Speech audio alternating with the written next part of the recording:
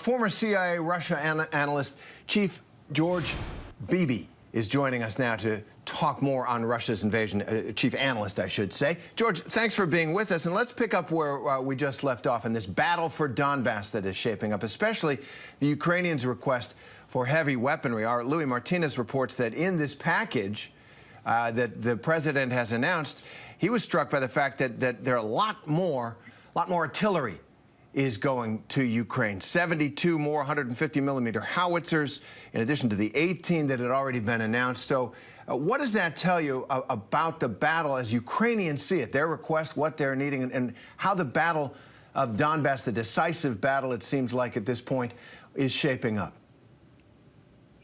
Well, this is a different type of warfare than we've seen in the first part of this war.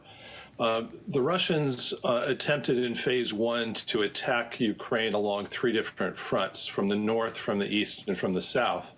And they believed that they wouldn't face a lot of resistance in so doing, so they didn't concentrate their forces. And part of this really focused on urban warfare, what we've seen in Kiev, what we're seeing in Mariupol. Urban warfare is different than large tank battles on open plains, which is really what we're looking at in phase two of this war. The Russians are now concentrating their assault in one direction, in the east. That's where the bulk of the Ukrainian military is positioned. And this is going to involve tanks and armor, artillery, missile strikes, air attacks. These are things where the Russians have some significant advantages over Ukraine. They have a lot of firepower to bring to bear. And so the real question here is, can the Ukrainian military get enough of the kind of ammunition and weaponry that it needs to fight this kind of battle against the Russians in this next phase of the war? And right now we'll have to see how that goes. And they proved themselves, the Ukrainian forces, very skillful, very spirited, very adept in a kind of hit-and-run fighting that they were doing, especially in the north and around Kyiv. But let's talk about what happens on the Russian side of the equation in the Kremlin. If the Russian invasion of Ukraine doesn't go forward as Vladimir Putin has wanted it to. Look, he seems to be pressing on the gas here. He says, people say he's looking to the May 9th Victory Day celebrations that are very important in Russia. He wants to tell his people, we have a victory in Ukraine. They're a long way from that. They got their hat handed to them outside of Kyiv.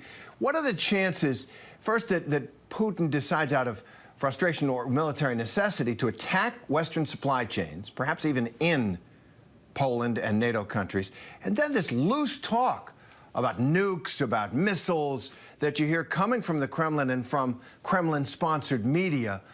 How much of a concern is that stuff for you? Well, I think the chances of escalation here really do depend on Russia's fortunes on the battlefield. If they're able to make some progress quickly or significantly, the temptation to resort to escalatory strikes in any fashion is going to be less than it might be otherwise. If the Russians bog down and it looks like the Ukrainians are really delivering them a significant blow in this next phase of the war, then I think the Russians become much more tempted to retaliate. For now, I think their strikes on Western military supplies to Ukraine are likely to be inside Ukrainian territory. And there's a simple reason for that. We're supplying those weapons through the western regions of Ukraine. They've got to be brought from that western region over to Ukraine's east, either on roads or on rails. And they've got to cross the Dnieper River in order to get to those front lines. That provides some attractive targets for the Russians. They should know where these supplies are going to be and have opportunities to strike against them. I think that's where they're going to start. But if they grow frustrated, then yes, I think they could attack supply depots in NATO countries themselves.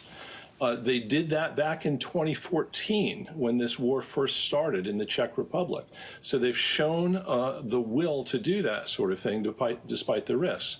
Now, in terms of nuclear escalation, that for right now I don't think is particularly likely, but in that I don't think the Russians would intentionally resort to the use of nuclear weapons under the circumstances they now face.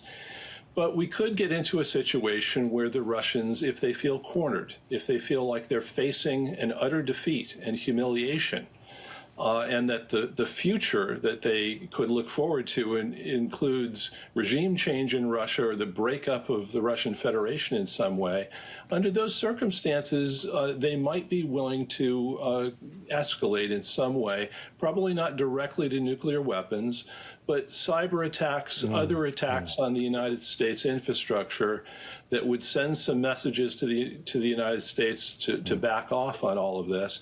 And that kind of escalation might become difficult to control over time. Absolutely. You make a good point. Putin has raised the stakes or pushed all his chips to the center of the table. He talks about it in existential terms about the destiny of Russia, and that does raise the risks for escalation. George Beebe, thanks very much for being with us. Thanks very much. Thank you.